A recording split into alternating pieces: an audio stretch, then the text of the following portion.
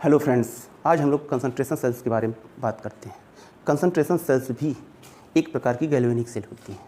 इस concentration cell में होता क्या है, कई प्रकार की कंसंट्रेशन सेल्स होती हैं, जिसमें हम लोग खास तौर से उस सेल पर चर्चा कर रहे हैं जिसमें होता क्या है कि गैल्वेनिक सेल बनाने में हम लोग करते क्या है, दोनों इलेक्ट्रोड जब सेम इलेक्ट्रोड ले लें, जैसे मान लीजिए कि हमने एक गैल्वेनिक सेल ले लिया, इसे हम लोग कंसंट्रेशन सेल के रूप में कैसे इसे हम लोग बनाएंगे, तो ज़रा सा देखिए।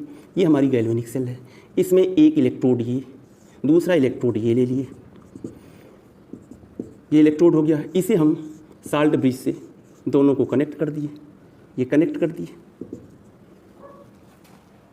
गैल्वेनिक सेल हो गई। अब इस गैल्वेनिक सेल में यदि यह एनोड और कैथोड दोनों यदि हम सेम इलेक्ट्रोड का ले लें, जैसे इसको हम लोग जिंक इलेक्ट्रोड ले लें, माने यह जिंक इलेक्ट्रोड हो जाए जिसमें ZnSO4 का सोल्यूशन हो, या जिंक राड हो, और यह भी जिंक राड और ZnSO4 का सोल्यूशन ले लें, तो इस प्रकार से जब सेम इलेक्ट्रोड ले लेंगे तो ये बनी हुई गैल्वेनिक सेल कंसंट्रेशन सेल कहलाती है।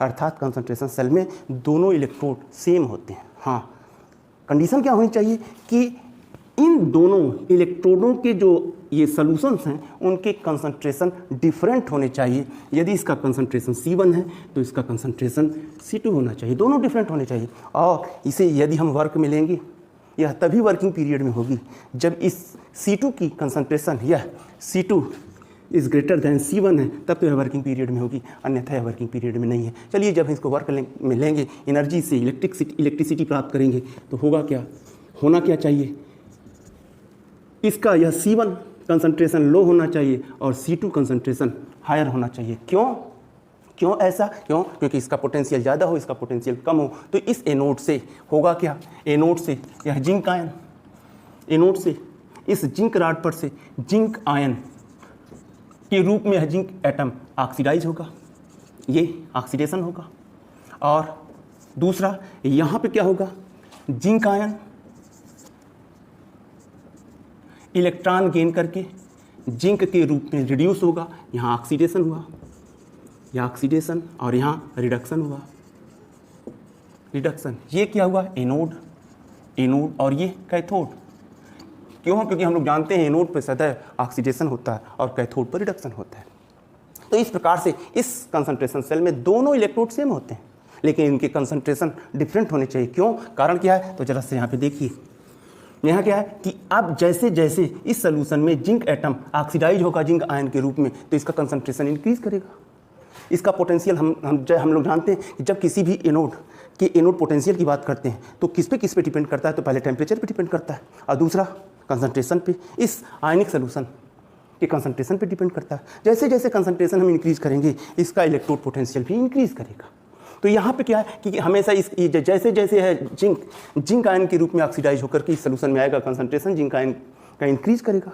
और यहाँ क्या है, यहाँ से यह जिंक आयन इस राड पर आकर के इलेक्ट्रॉन गेन करके रिड्यूस होगा जिंक एटम के रूप में। पूरी सेल रिएक्शन क्या होगी, तो यहाँ पे देखिए, ये सॉलिड में है, ये एक्वस क्या, इसका कंसंट्रेशन C1 कर ले, C1 है, और यहाँ पे इसका कंसंट्रेशन C2 है, ये सॉलिड के रूप में है। अब इन दोनों जब इक्वेशन को हम ऐड करेंगे तो सेल रिएक्शन, इस पूरी गैल्वेनिक सेल की सेल रिएक्शन प्राप्त होगी। तो देखिए, ये कैंसिल हो जाएगा, ये इलेक्ट्रॉन भी कैंसिल हो जाएगा, यहाँ Zn++ इसकी कंसंट्रेशन C2 और Zn++ इसकी कंसंट्रेशन C1। सेल रिएक्शन बन गई, सेल रिएक्शन। अब आइए इस पर नस्ट इक्वेशन लगाएं। तो नस्ट इक्वेशन हम लोग जानते हैं, E cell equal to E0 cell minus 2.303 RT/NF log base 10, और यहाँ Q क्या होगा, तो इसका कंसंट्रेशन, प्रोडक्ट की कंसंट्रेशन और रिएक्टेंट के कंसंट्रेशन का ये रेशियो, Zn++, ये कौन सा है, तो ये एनोडिक है, ये एनोड का कंसंट्रेशन, एनोडिक कंसंट्रेशन अपान, या इसे कह सकते हैं कि ये इक्वल टू कितना होगा, active mass Zn++ anodic equal to C1 और active mass Zn++ cathodic equal to C2। ये है कैथोड का कंसंट्रेशन, तो यहाँ लिख सकते हैं Z active mass Zn++ cathodic cathodic, ठीक। या लिख सकते हैं यहाँ E cell equal to E not cell minus 2.303 RT upon NF log base ten C1 by C2, ठीक। अब जरा से आइए ई नॉट सेल को देखें।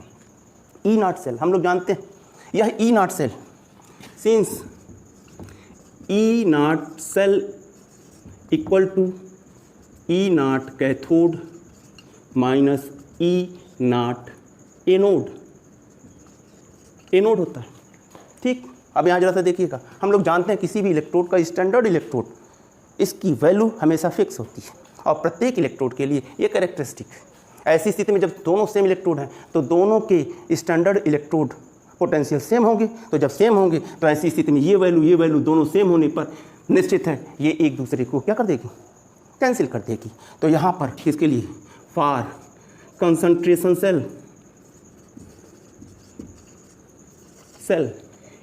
ई नॉट सेल इक्वल टू 0, क्योंकि यही है E not cell equal to यहाँ ई नॉट, यहाँ पर जैसे इसके लिए लेंगे, जिंक के लिए लेंगे तो यहाँ क्या होगा E naught ZN plus plus oblique ZN, देख रहे हैं। कहने का मतलब कि इसलिए कैथोड पर रिडक्शन है इसलिए पोटेंशियल रिडक्शन हुआ, minus E naught ZN plus plus oblique ZN, तो यहाँ भी रिडक्शन, तो इसलिए वैल्यू क्या हो गई 0। तो हमेशा याद रखिएगा कि कंसंट्रेशन सेल के लिए जब हम नस्ट इक्वेशन लेंगे तो ई नॉट सेल की वैल्यू 0 होगी, क्योंकि दोनों इलेक्ट्रोड सेम है। तो ऐसी स्थिति में यहाँ हम लोग ये 0 हो गया तो हम लोग लिख सकते हैं or E cell equal to 0 minus 2.303 RT upon NF log base ten C1 by C2, ठीक। Or E cell equal to minus, सब इसको हटा दिए तो minus 2.303 RT upon NF log C1 by C2। ये हमें फार्मूला प्राप्त हुआ कंसंट्रेशन सेल के लिए। इसे हम इस रूप में भी लिख सकते हैं, आर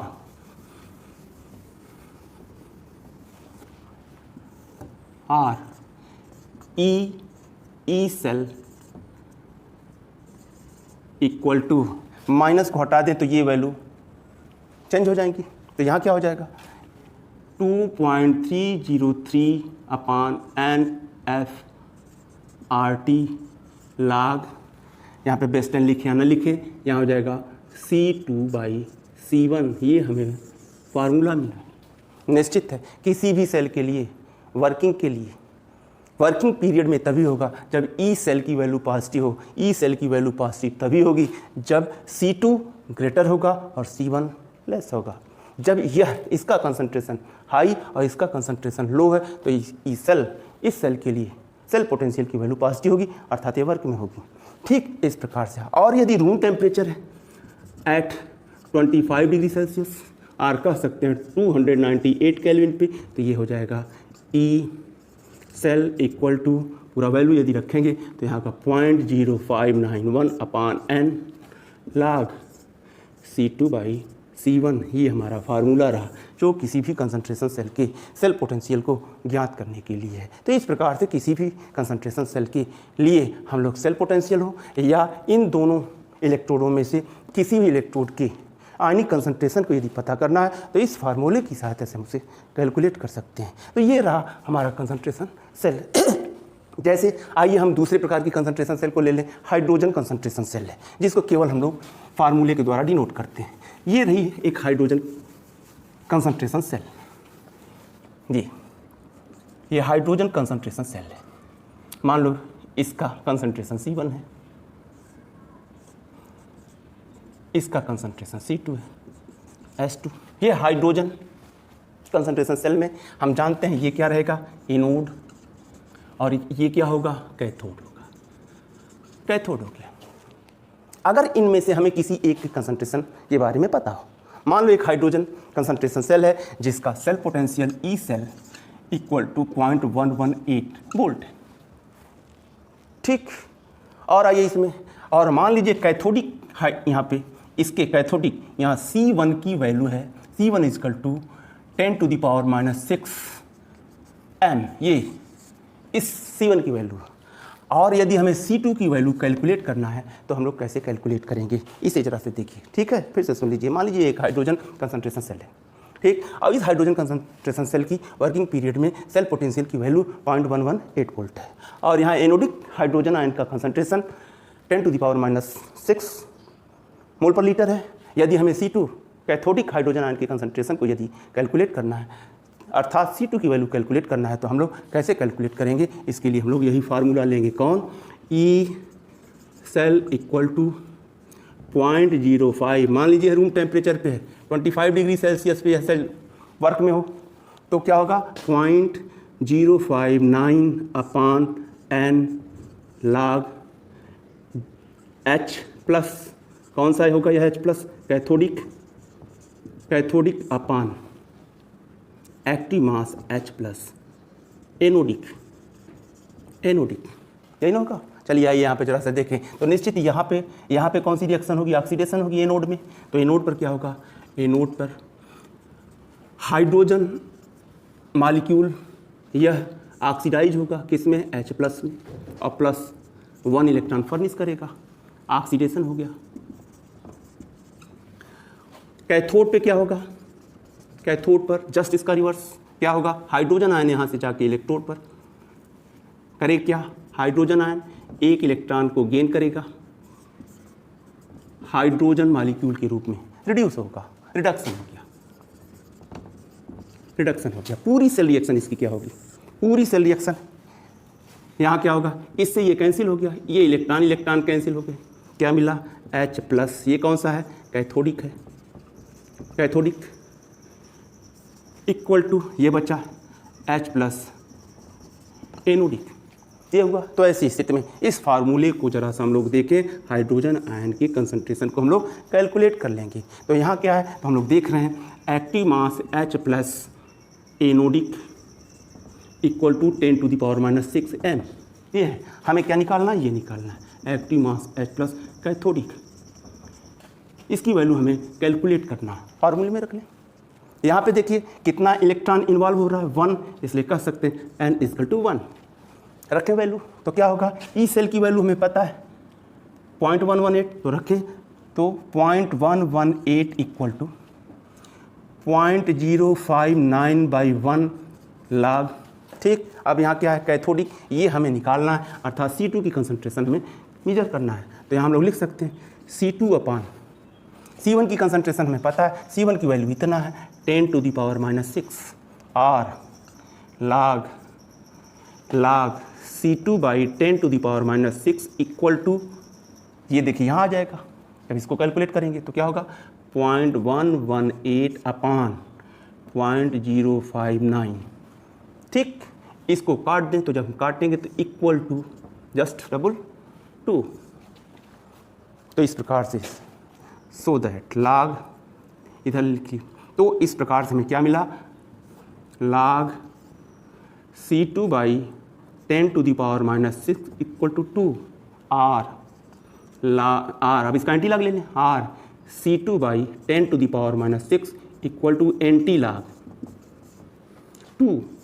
हम लोग जानते हैं जब 2 का एंटी लॉग लेंगे तो है इक्वल टू कितना हो जाएगा, 10⁻1 × 10⁻2, इसलिए so that C2 equal to, ये चला जाएगा ऊपर, 1 × 10⁻2 × 10⁻⁻⁶, इसमें से इसको हम लोग सब्ट्रैक्ट कर लें तो क्या हो जाएगा, इसलिए C2 इक्वल टू 10⁻⁻4 m। तो इस प्रकार से हम लोग किसी भी कंसंट्रेशन सेल के लिए इस फार्मूले से, जो इस कंसंट्रेशन सेल के लिए नस्ट इक्वेशन, इस फार्मूले से हम लोग चाहे सेल पोटेंशियल को, चाहे इन दोनों इलेक्ट्रोडों के आयनों के कंसंट्रेशन को हम लोग कैलकुलेट कर सकते हैं। तो ये रहा कंसंट्रेशन सेल, ठीक। तो अगर हमारा वीडियो अच्छा लगा हो तो इसे लाइक कीजिए, शेयर कीजिए, धन्यवाद।